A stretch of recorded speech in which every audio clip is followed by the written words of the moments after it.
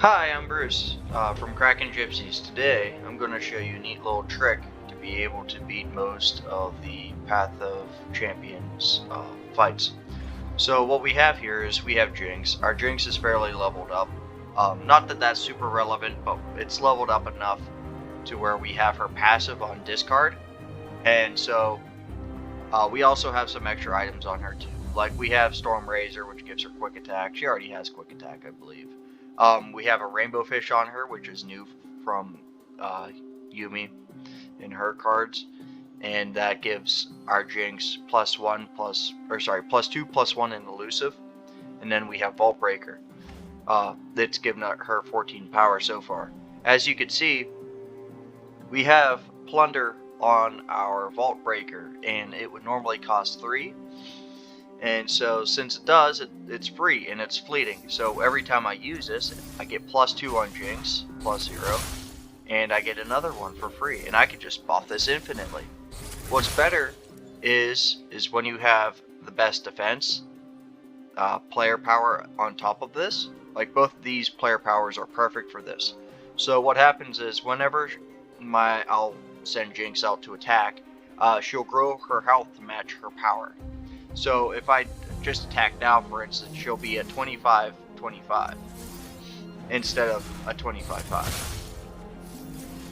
So essentially, I could do this infinitely. This is an infinite loop going on here. So I could get like some astronomically powered and health character. It doesn't have to be Jinx, it could be any character. But what makes it special is that she has elusive. And so there's virtually a very few amount of ways that Karma would be able to actually go up against me. And this is turn 2. Fortunately for me, what happened was I got Poro Cannon. You can see how many times I used it here too. Just to show you guys. So round 1, I dropped Rocket Border. That was pretty much just used to block. And then I dropped Jinx. And then I put Rainbow Fish on Jinx, and then in my hand I had Teemo, which I discarded with Poro Cannon, and because of my player power, wherever I discard it does 1 damage to their Nexus, hence why it has 29 health, and thus I also had Vault Breaker in my hand at the time, so I get this infinite loop, and there's nothing that they can do about it. Right now it's already overkill, but I don't know what Karma has in store, so I'm just going to take this up for a while. You know, have a little fun with it. We'll get 100 power, 100 health Jinx to take out Karma. Turn 2. And frankly, as long as you get Vault Breaker that has Plunder or something else that reduces its cost, it works. You know, it's just an infinite loop. Because they'll keep giving you fleeting Vault Breakers no matter how many times you do it. Unfortunately, the item is like grayed out basically for whatever reason. Like the icon for the item that it has isn't available, which is unfortunate. But hey, I mean, you can see it has Forbidden Idol on it in the text, so that's useful. As you can see, after a while, we're already up to 73. We're going to keep going until 100. And basically, this other unit's just fodder. It's not going to matter, really.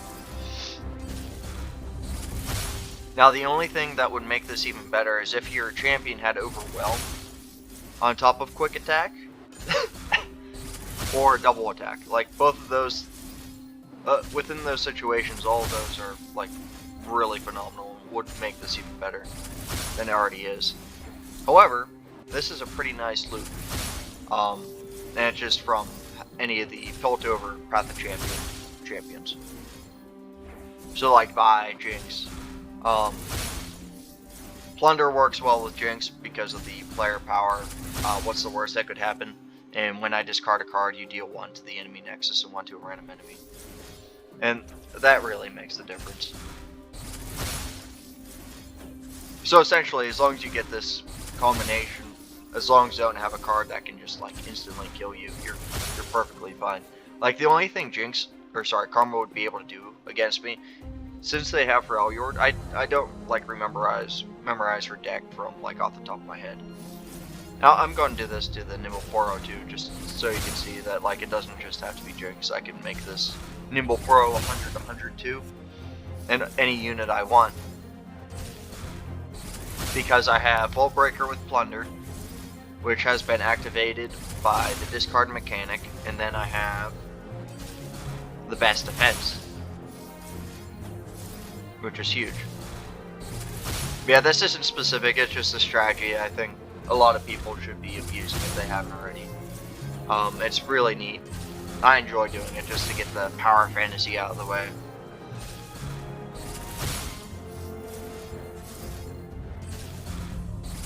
Alright, we'll stop there for now. Smile. And It's called gunplay. we'll see how it goes. As you can see, Act with conviction. the health happened. The only way they can do anything against Jinx is if they use spells, which is going to be what it is.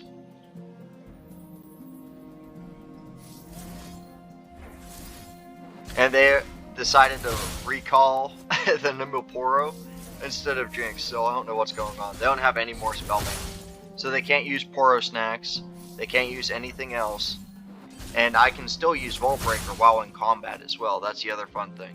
However, while I do that, since she's already in attack, it's not going to make a difference. It's not going to buff her health anymore. They already did initially. And yeah, that was the strategy. I just want to show you guys. Hopefully you guys will be able to abuse it for this new arcade event going on in Runeterra. I hope you guys have fun, and if you have, feel free to check out our videos. And I'll show you what cards I have so far, just so you guys can see. So whenever I first started, I got Poro Cannon with Poro Snacks. I have Jury Rig. I have Teemo with Quick Strike Blade. I have Evershade Stalker with Overwhelm. So this would be a perfect example of cards I could buff up. Like, since it has Overwhelm and Fearsome, it would just, you know, I could just spam them. Spam units out on the field for free, more or less. Sap Magic with Summon Beacon. This isn't useful, necessarily. Stalking Shadows with it, too. But it's really Vault Breaker with Forbidden Idol that does everything. I also drew Yumi as well, which also helps tremendously. So then, in the instance of me doing that loop, Jinx would have a spell shield if, you know, Jinx attacked 3 times. I just picked Ziggs, and I also have Viego. So realistically, the only thing that really matters is that this has Forbidden Idol, you have the 2 player powers, both of these, and that's pretty much it. Right now we have a level 15 Jinx, so yeah, it's perfectly good. And we get a new power off this too, so. See, if I do Fast Deal, this would actually be perfect. And so, realistically, it wouldn't even matter. As long as I get Vault Breaker that has Plunder, everything would be perfect. If I get that in a discard card on turn 1, it's pretty much a done deal turn 1 or 2, depending on if I have the attack token. Now, I would be able to beat pretty much anything with that hand if I do have the attack token. So as you can see, the only thing we really need to discard are those 2. We did get Vault Breaker, turn 1, and we got a Poro Cannon. Yeah, this is a turn 1. This should be a turn 2 victory. Well, if it wasn't for Keep Searching, it would be. Time. I need more time. As we can see, our Teemo's elusive because of our Fast Deal. Which is both a good thing and a bad thing. We got our free attack off, which is nice. We are going to utilize this real quick. Yeah, realistically, we're just going to do this real quick. That way we don't have to block anything. We get a free card because of the Poro Snacks.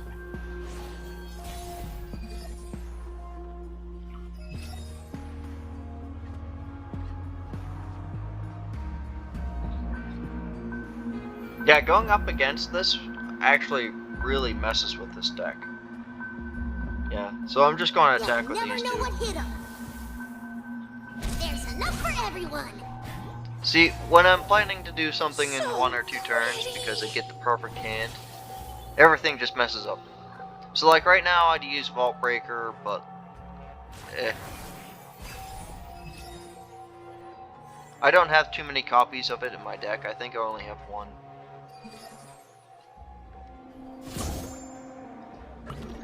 And so I have to be careful. What wondrous discoveries await below? So here we're just gonna blast that real quick. Now we'll drop a Zonite Urchin and discard Flame Trompers. We're not done. World below. Yeah, we're not done here either. We're gonna use Poro Cannon and get rid of Jury Rig, which will summon it, of course. Oh dear. Unfortunately for us, we do lose Teemo, but My collection. can't keep everything. Now we're gonna drop Lopping Telescope down. And we'll pick Minion, I guess.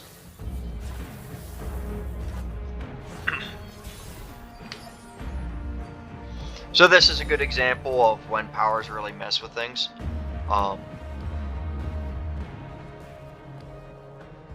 You can see that it completely foiled our plan. Which is okay, it happens. I'm not upset by it. It's interesting and it gives us more of a challenge. Hubcaps. But at this point we have so many different ways of winning that it won't really matter. Like Ziggs is practically useless, I'll say.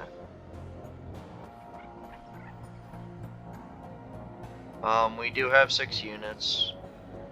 Yeah, we'll just do this real quick. More mushrooms. Get some damage out on the field. We didn't take any damage from that at all, so we don't have any real issues.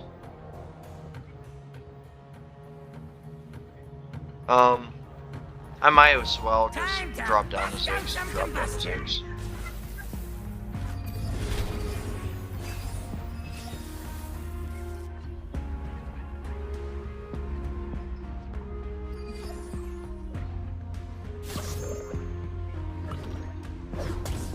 As you can see, we just had Shrooms go off. Unfortunately, it's not our attack turn, but we do have Vault Breaker here, and we'd have an endless amount of power and damage if, say, we had that on our attack turn. We are going to drop down to Viego here. It doesn't matter what card we replace. For us. Found one.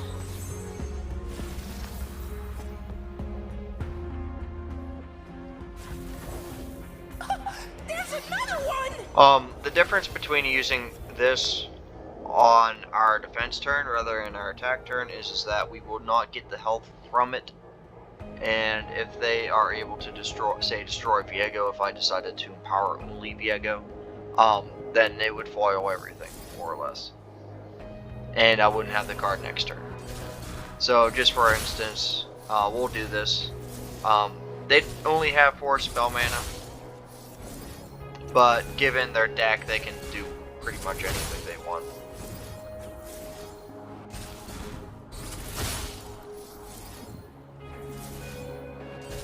But whenever anything dies now, it'll just level up Viego.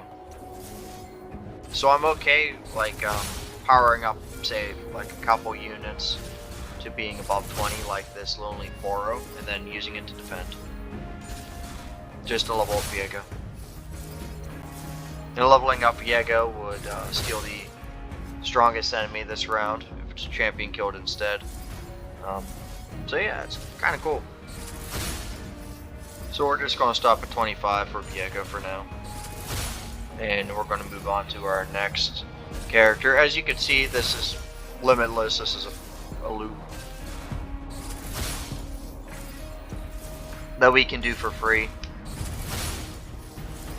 There's a couple I think there are a couple other ways of doing loops like this.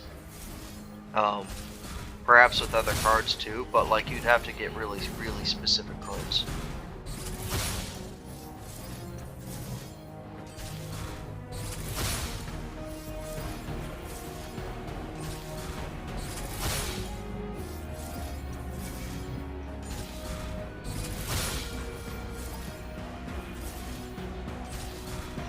Alternatively, we could just, you know, buff up Teemo to be above 10 and we just kind of win, as long as they don't transform him. But I haven't leveled up Diego yet. I barely ever use him. And so I'm actually just curious to see what his level animation is.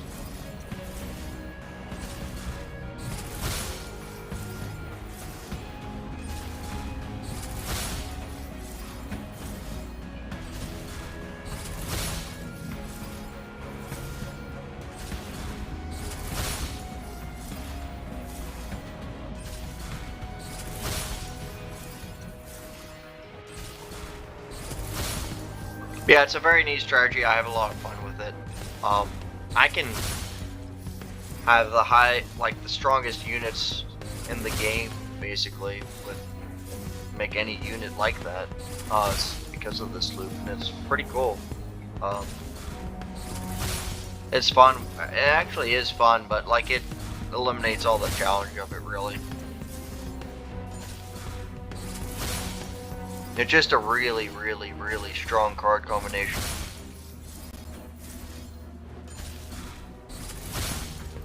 Alright, so we're just going to say, okay, Vault Breaker gets discarded. And they lose all of their power. And the reason why that was is because it was only for this round. I just wanted to demonstrate. I guess I didn't really realize that would happen. So what we're going to do now is we're going to give Teemo Yumi. And knock over some cups.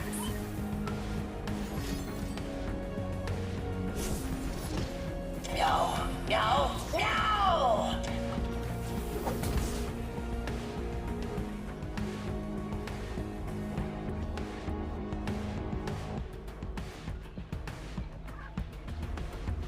This isn't that much of a decision, we're just gonna attack it. I was seeing what else I can do to mess around, have more fun. No deals, no entry. It really won't matter either way. I can't wait to see what this one does. They simply don't have enough units to block us, so we just win. So that was a great example of how how the card interactions work and how it would be foiled. But I think it's more specific to that than anything else. Well, we could also cheese through quests, apparently. That was another thing that just happened there. So like this. This is a good cheese. So every time I get Poro Cannon, I'll discard one, which does 2 damage, 1 to the Nexus, 1 to a minion. And I'll get a Poro Snack, and then I'll draw 1. It's a beautiful cheese. Unfortunately, I already beat Ezreal. But that's perfectly fine. See, this is, like, too good. I don't know which one I'd rather have.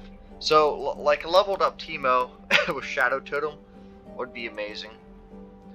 Teemo with Neb would be amazing. Targon's Brace with Yumi. I don't know if Attach counts as a support. Yeah, I don't know if that counts as support or not because Yumi's on top of them. I don't know if it'd benefit the character that she's on as well as the person next to her, or how that would work. So I'm not sure about that interaction. But for now, I'll go with Shadow Totem and the Quick Strike or whatever it's called, Teemo.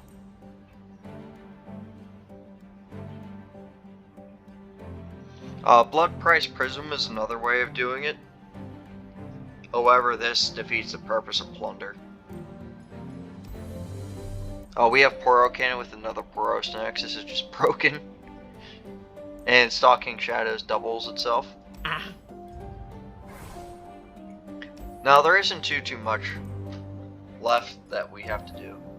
So I'm just gonna see what I can get. And we might as well just go with that. And now we'll do this one more time.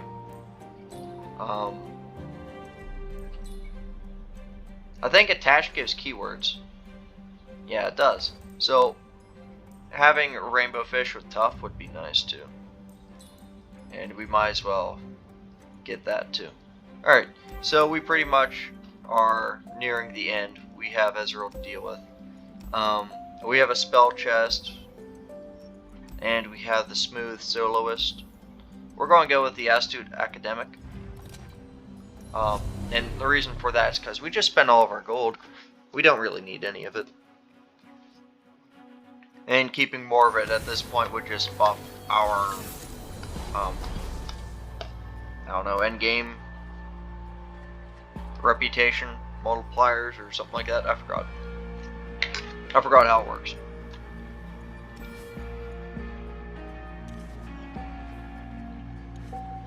So for example, I would win turn 1 if I get Vault Breaker.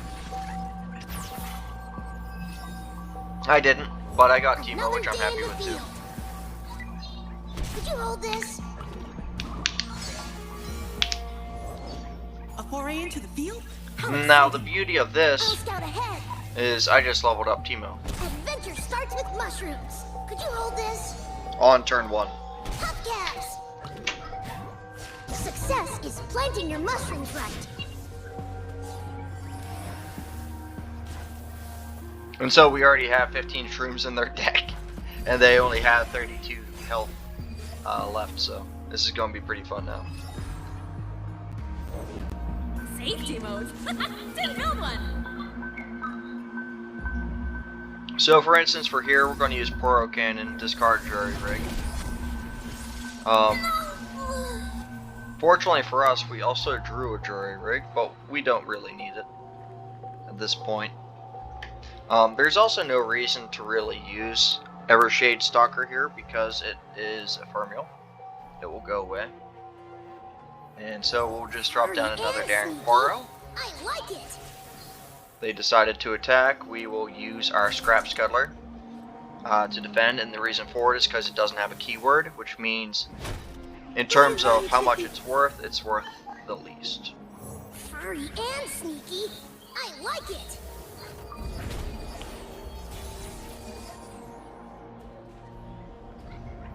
Well, there's our Vault Breaker. And it is our attack turn. However, we don't have any way of doing a discard.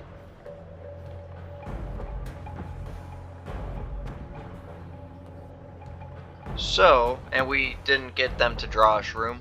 So, Plunder will not like kick in whenever we are actually attacking. And that's okay. We'll have it for the next time we do it. So we're just going to attack with everything again. Of course, a Mystic Shot our Teemo. My collection. Don't worry, I've read all about this.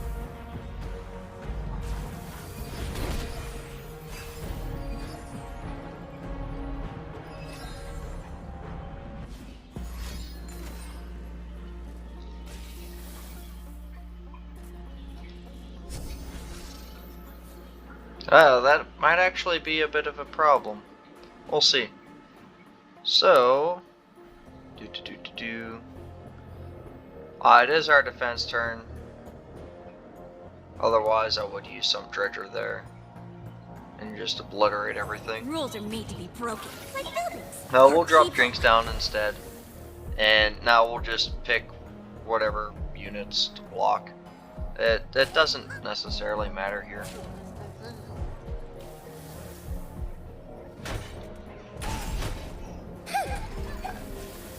So as we can see, they don't have any elusive units, so it would be wise of us to use our Daring Poro. Also, as you can see, we have Teemo, and this is another way of using Vault Breaker. Hut, 2, 3, 4. either via the shrooms Sting. or via the quick strike blade interaction. So now I have two things that's going to just keep going and going and going. However, it would be nicer if we had like a free Evershade Stalker, and I could just spam them because I can spam Vault Breaker, you know? Split their skin, watch them die. There really isn't all that much that we'd want to replace. We're just going to buff up one of our cards to Oblivion and call it a day, more or less. I mean, they do have three. They have 3 total mana. One of that being spell mana. Not like that makes a difference, but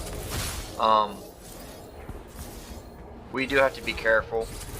However, a Vault Breaker being a burst spell, not a long spell, makes things really easy.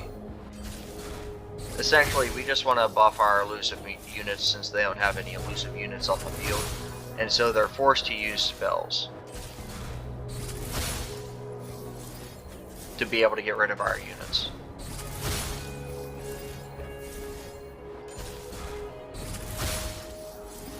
And that would have to take place before we commit them to an attack, which is impossible since we currently have an agency.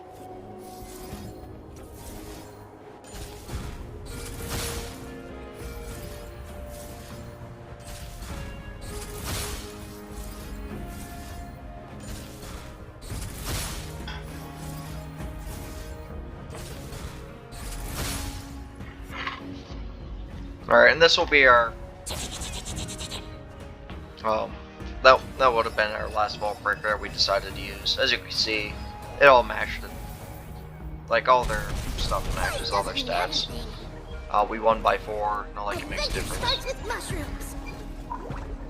24. I forgot that Timo didn't attack for whatever reason.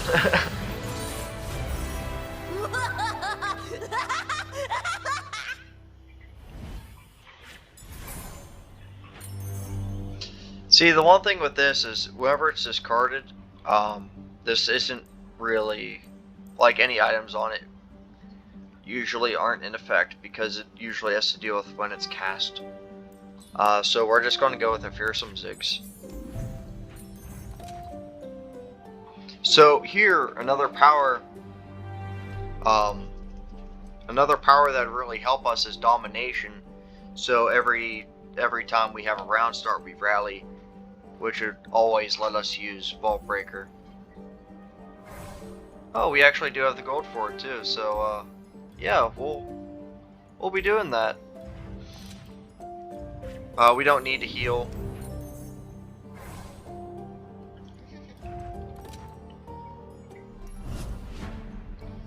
Now we're up against Ezreal, which can be a problem.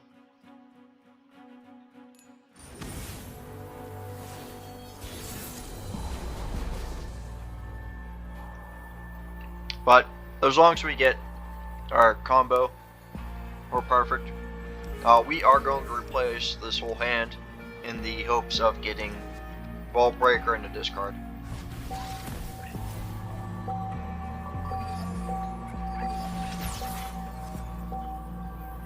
We did not. It was our attack turn 2, which is unfortunate.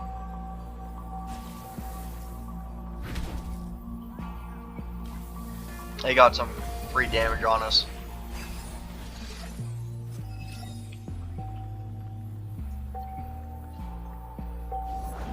A foray into the field? How exciting! So we did get Poro Cannon, and we do have 2 Rainbow Fish, so I'm going to get rid of one of the Rainbow Fish, get some damage off on her. As we can see, I have a lot of cards here now just because I did that. And we're going to use a Sump Dredger, get rid of Daring Poro. That way we don't have anything to really worry about in terms of what we're attacking.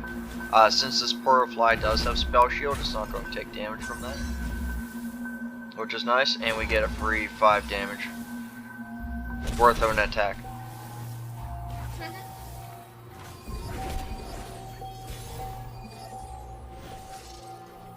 Alright, so now we do have our Vault Breaker.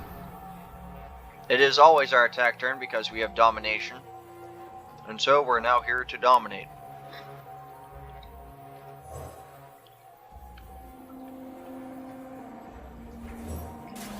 So we're going to summon some treasure. This is going to be their last chance to summon anything. Look ahead, not behind. As we can see, it has static shock and mystic shot. This is about the only things that they can actually use at this point. Which means I'm going to buff up my sump treasures, both of them, to be over 30.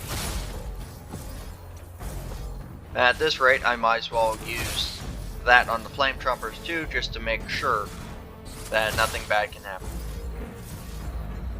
And so,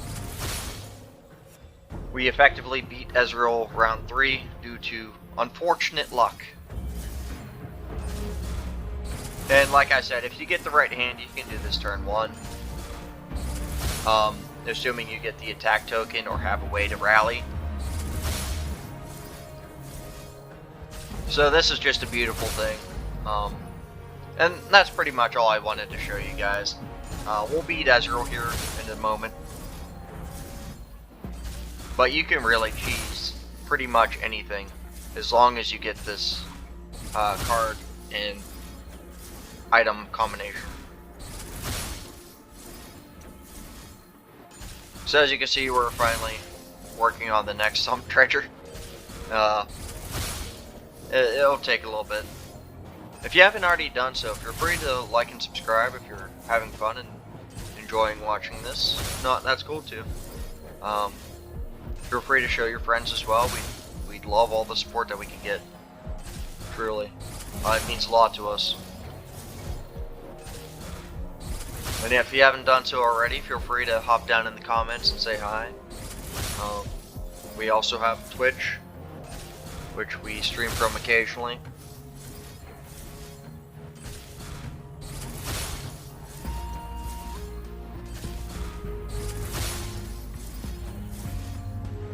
If you have any questions about this strategy, let me know. I'll be sure to answer them in the comments. This is only for Path of Champions. And this isn't specific to the recent update. However, the update that brought Yumi into the game, which was the last one, I guess, does make this more effective because of the attach mechanic. And so if you had a Yumi with a bunch of keywords, this would just, make this a little bit easier. Essentially, if you got like Yumi that had Overwhelm, that would just be that. That's why Rainbow Fish is so useful here. Although I only used it whenever I was going up against Karma because of how much it costs. The tough that it has would be nice, obviously, and the elusive that it has is nice. So I would essentially make any character elusive because it has attach.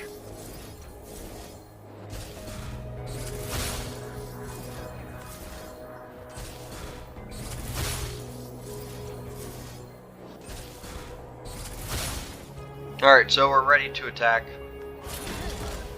Like I've said, we could just keep going if we really wanted to. At this point, there's nothing that they can do. I guess they could do that with their last spell mana, but since it's so early on, they don't have like their main spells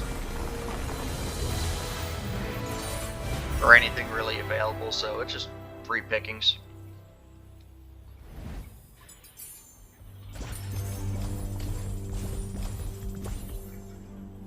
Oh, we get the same amount of reputation too. We get 200 reputation for completing Ezreal's adventure. And this time we got Caulfield's Warhammer, which is nice. I have no complaints. It beats what we currently have. So this is our cards and powers. As you can see, we have... you can see the items to the right. We have 3 items on Poro Cannon, double Poro Snacks. We have 2 items on Teemo, 2 items on Ziggs. Ziggs was irrelevant, in my opinion. And yeah. Here are our powers.